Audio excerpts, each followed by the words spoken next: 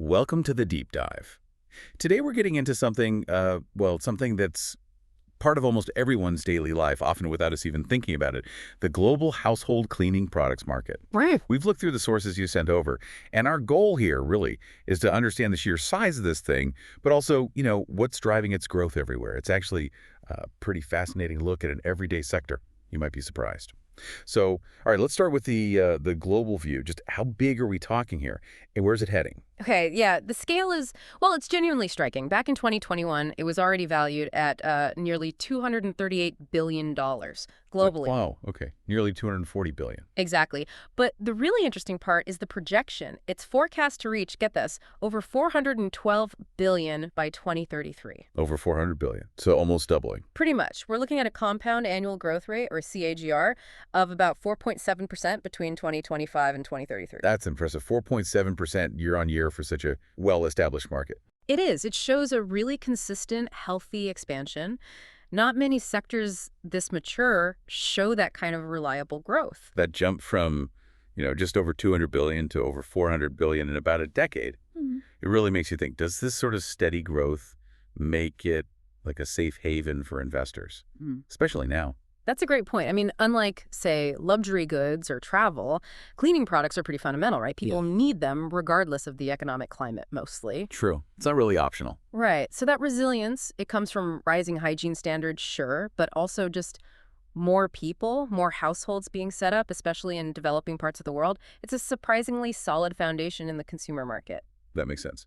So we've got this huge global picture. Yeah. But where's the growth actually concentrated? Are the traditional players still leading, or are we seeing shifts? So let's zoom in a bit, region by region. Okay. Let's start with North America, a very significant market. It was around 62, maybe 62.5 billion in 2021. Joy. And it's expected to grow to over 100 billion, about 101.5 billion by 2033. Right. Driven mainly by the U.S., I assume. Yes, the U.S. is the largest chunk, moving from about 49.5 billion towards 80 billion. But interestingly, Canada actually shows a slightly higher CAGR, around 4.6% compared to the U.S.'s 4.1%. Mexico's growing steadily, too. So North America, big, stable, steady growth. Makes sense. Exactly. Mature, but still expanding consistently. All right, let's hop across the Atlantic. What's the story with Europe? Similar picture, or there's some regional differences? Europe's also a major player, valued at about 53.7 billion in 2021 and projected to reach nearly 90 billion, 89.5 billion by 2033. Okay, still substantial growth. Any standout countries there? Germany is quite notable. It's projected to grow from just under 10 billion to over 17.6 billion. That gives it the highest TAGR in Europe, almost 5%. 4.9%, actually. Wow, Germany's really pushing ahead. Yeah, it suggests a strong market, maybe more demand for premium or, specialized products, perhaps. The UK and France are also growing solidly, around 4.7% and 3.8%, respectively. Others. Italy and Russia are a bit slower. CAGR's in the mid-threes. Spain's a bit stronger at about 4.3%. But what's quite interesting is the rest of Europe category. Oh, yeah. That segment shows really strong growth, projected TAGR over 5.5%. So there are smaller markets within Europe that are, picking up speed quite rapidly. Places like Sweden, Denmark, Switzerland, they're stable too, around 3.7 to 4.2% growth. Okay, so North America and Europe strong, established, growing steadily with some internal variations. But let's unpack this. Which region is really setting the pace? Where's the fastest growth, and who's likely to be biggest by 2033? Right, that would definitely be Asia Pacific, no contest really. Okay, tell us about APAC. It's the powerhouse in terms of growth speed and future size.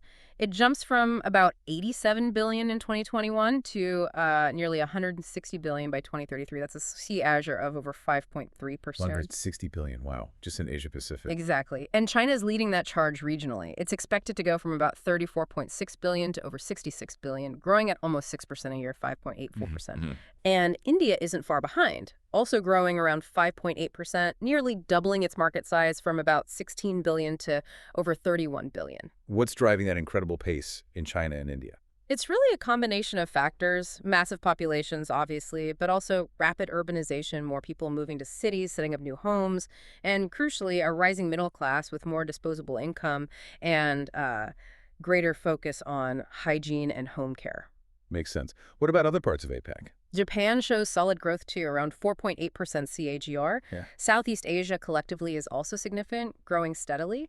And again, the rest of APAC segment actually shows the highest regional CAGR, over 6%, so lots of dynamism across the entire region. That Asia-Pacific growth is really something. Okay, so what about the other regions? South America, the Middle East, Africa. How do they fit into this global picture? They're definitely part of the growth story, though, on a smaller scale than APAC. Huh. South America, for instance, is projected to more than double its market size. Really? Double? Yeah, from about 14.3 billion in 2021 to over 29 billion by 2033. That's a healthy CAGR of nearly 4.9%.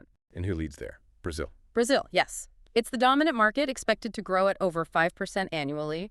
Other countries like Argentina, Colombia, Peru, Chile, they're all showing stable growth in the 4 to 5% range. Okay. And the Middle East? The Middle East shows more, let's say, modest growth compared to South America or APAC. It's projected to grow from about 13 billion to just over 20.5 billion by 2033. The CAGR there is around 3.5%. Lower growth rate. A bit lower, yeah. Saudi Arabia is the largest market, growing similarly around 3.4%. Turkey, UAE, Egypt, Qatar, they're all in that sort of 3.2% to 3.8% growth range. Stable, but not explosive. Got it. And finally, Africa. Africa's market stood at nearly 7 billion, 6.9 billion in 2021. It's expected to rise to almost 12 billion by 2033. So significant growth there, too. Yes, a CR of about 3.8%. South Africa leads, followed by Nigeria, which actually has a slightly higher growth rate, just over 4%. It's definitely a region with huge long-term potential as development continues. Okay, so we've toured the globe, seen the numbers, pretty impressive growth almost everywhere, just at different speeds. But what does this all mean? What's actually driving this fundamentally across all these different places? It can't just be, wanting cleaner floors, right? No, exactly. And this is why we sort of connect the dots. The sources consistently point to a few key underlying drivers. First, and maybe most obviously now, is this huge global increase in hygiene awareness. Right, the pandemic definitely amplified that. It absolutely did. But the trend was already there. People are just much more focused on cleanliness for health and safety, not just appearance. That drives demand for everything: surface cleaners, disinfectants, better laundry products, you name it. Okay, hygiene awareness is number one. What else? Second is rapid urbanization. This is a massive factor, especially in Asia Pacific and parts of South America and Africa. More people moving to cities means more individual households. Ah, simple math almost. More houses, more cleaning. Pretty much. More kitchens, more bathrooms, smaller living spaces maybe, but more of them needing cleaning supplies. It's a direct demographic push. Okay, hygiene, urbanization. What's the third driver? Product innovation. The industry isn't static. Companies are constantly bringing out new things, eco-friendly options, which are huge now, specialized cleaners for granite or stainless steel, easier-to-use formats, stronger formulas. That keeps consumers engaged and often encourages them to buy more or more specialized products. So it's not just essentials anymore. It's also about new solutions, better results, maybe even environmental concerns. Precisely. These factors together, awareness, demographics, innovation, they explain why this market is so resilient and keeps growing steadily. Cleaning products have become really embedded in modern life globally. That's actually a really insightful connection. You see the numbers. But understanding the why, the hygiene focus, the city growth, the new products, it shows how these everyday items are tied to these huge global shifts. It's definitely more than just soap. So just to wrap this up for you listening, the key takeaway here is that the household cleaning market isn't just taking over. It's experiencing really healthy, sustained growth all around the world. And this isn't just a blip. It's underpinned by these fundamental changes in how we live that focus on hygiene, more people living in cities, and companies constantly innovating. Absolutely. And that consistent performance, across developed countries and fast-growing emerging economies, it signals really strong, dependable potential for the companies making these products, for retailers, and definitely for investors looking for stability. It's built on a basic need that's clearly expanding. Right. So as we finish this deep dive, here's a thought for you to mull over. We see this vital market growing consistently now, driven by current trends. But what challenges or maybe new opportunities might pop up down the road? How could future events, think major health crises, or a bigger push for sustainability, or even totally new ways of living, like co-living spaces, how might those things reshape what we demand from cleaning products, and how companies innovate in the years ahead? Lots to think about there. Thanks for joining us on this deep dive. Welcome to the deep dive. Today, we're pulling back the curtain on an industry that touches every single one of us, yet, we rarely give it a second thought. The household cleaning products market. It's actually far more dynamic and influenced by global shifts than you might imagine. We've taken a really comprehensive look at market research excerpts titled Household Cleaning Products, Dynamics, Challenges, and Future Trends. Our mission for this deep dive is basically to unpack the unseen forces shaping this everyday industry. We're talking surprising shifts in what we demand, the complex hurdles manufacturers navigate, and where true innovation is taking us next. So get ready for some insights into how major global events are changing lifestyles and, yeah, a fundamental focus on sustainability are literally reshaping what you reach for under the sink. Okay, so let's unpack the first big driver for growth because it's something we all experience, right? The global health crisis. It didn't just cause a temporary spike in demand for cleaning products, did it? It seems like it fundamentally reshaped how we think about hygiene. Yeah, exactly. What's truly fascinating here is how the pandemic didn't just cause a spike, but fundamentally reset our baseline for clean. Hmm. It shifted from something often seen as just, well, a chore to a health imperative. That created this persistent hyper hygiene awareness. And this wasn't just about immediate fear, it fostered, a newfound sense of control over our immediate environments. Companies are now tapping into that with everything from new product lines to educational campaigns. So if you're still regularly disinfecting surfaces more often than you used to, well, you're a testament to this lasting change. That makes perfect sense. It's almost like a subconscious habit now for many people. And this brings us to another powerful engine for this market. The twin trends of urbanization and the rise of dual income households. You'd think it's just about more people, but it seems more nuanced than that, isn't it? Oh, absolutely. If we connect this to the bigger picture, as more people move to cities and lead increasingly busy lives, there's a tangible shift in what they prioritize. It's not just about cleaning, it's about efficiency, getting it done quickly.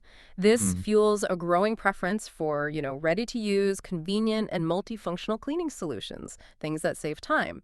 This trend is especially noticeable in high-density regions like Asia-Pacific, North America, and Europe. Fast-paced lifestyles demand ease and effectiveness in home care. For example, that single spray that cleans multiple surfaces and also disinfects. That's directly driven by this need to save time. Yeah, it certainly resonates with my own busy schedule, I have to say. And that push for efficiency also plays out dramatically in how we access these products. E-commerce has truly transformed the market. What's the deeper impact of this digital shift beyond just, well, making things available online? Well, beyond just accessibility, the surge in e-commerce has fundamentally changed the whole consumer journey. It's huge. Online platforms offer features like auto subscription services, very handy bundle deals, doorstep delivery. It makes getting these products incredibly convenient. But what's maybe less obvious is how this digital transformation also strengthens brand engagement. Brands can gather valuable data, which enables personalized marketing and tailored recommendations. You see ads for exactly what you might need. This level of insight allows them to build loyalty in a way traditional retail struggled to. It potentially lets them bypass some of that intense shelf space competition, too. Right. It makes you wonder how your own shopping routine might have adapted over the last few years, probably without even thinking much about it. But while those are powerful tailwinds pushing the market forward, it's not all smooth sailing. This market faces some significant headwinds. Let's talk about the growing concern over the health and environmental impact of chemical ingredients. That seems like a big one. It is. And it raises an important question for manufacturers, a real challenge. Consumers are becoming increasingly wary of substances like bleach, ammonia, and parabens. Those are common preservatives that have come under scrutiny for potentially disrupting hormones.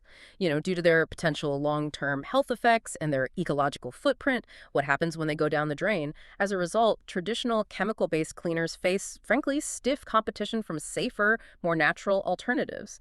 We're seeing a push towards plant-based surfactants that break down rapidly, or solutions using ingredients like citric acid or baking soda. Old school, but effective. It's a fundamental shift in what clean even means to many people now. Yeah, absolutely. And it certainly makes me scrutinize labels much more closely than I used to. Adding to that pressure is the intensifying price competition. It's clearly a very crowded market out there. With so many players offering pretty similar product lines, it feels like it's easy for the market to become saturated and for pricing wars to erupt. It's a classic challenge in a mature market, definitely. Brands are under immense pressure to strike this really delicate balance between affordability, innovation, and quality, just to retain consumer loyalty. It's tough.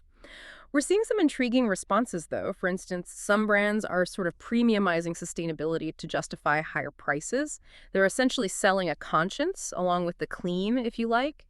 Others are leveraging direct-to-consumer subscription models to secure loyalty and predictable revenue, even with tighter margins. That lets them bypass traditional retail competition in that, race to the bottom on price. Hmm. Interesting strategy. So it's not just about being the cheapest product on the shelf anymore. And speaking of challenges, what about the unseen hurdles, the ones manufacturers deal with, particularly regulatory complexities? How does that impact their ability to innovate or even just operate day to day? Oh, this is a huge behind the scenes burden. Huge. The household cleaning sector is very tightly regulated with varying standards across different countries, sometimes even within countries. These range from specific product labeling requirements, very detailed chemical disclosures, ingredient safety profiles, the list goes on. Adhering to all of these can be both costly and incredibly time-consuming, really slows things down. Imagine developing a new formula that's, perfect, only to find you need to tweak it slightly for half a dozen different markets, each with unique rules. It significantly impacts everything from R&D cycles to supply chain costs, particularly when launching new products or trying to expand globally. Well, yeah, you don't often think about that side of it. But despite these pretty significant challenges, I know you've got some exciting trends for us, trends that are sweeping across the industry, pointing to maybe a cleaner, greener future. What's the biggest shift we're seeing right now? By far, it's the rising demand for eco-friendly and natural cleaners. It's massive. Modern consumers, especially the millennials and Gen Z, are really driving this. They're shifting toward biodegradable, non-toxic, and cruelty-free solutions. This isn't just a niche anymore, it's becoming a mainstream expectation. It really is. Brands that genuinely promote sustainable practices, transparent sourcing, and innovative plastic-free packaging are gaining a significant edge. A real advantage. It's creating a whole new segment of the market focused squarely on the conscious consumer. Right, the pressure's definitely on. And it seems like innovation is also leading to smarter solutions that simplify our routines, especially in things like multi-surface and disinfecting products. How are these formulations evolving beyond just being all-in-one? Exactly. These all-in-one formulations, with antibacterial, antiviral, maybe deodorizing properties, they're designed to simplify the cleaning routine while still delivering powerful results. They cater directly to the needs of those hygiene-conscious consumers we mentioned earlier, post-COVID, and also those with busy urban lifestyles seeking both effectiveness and efficiency. Get it done fast, get it done right.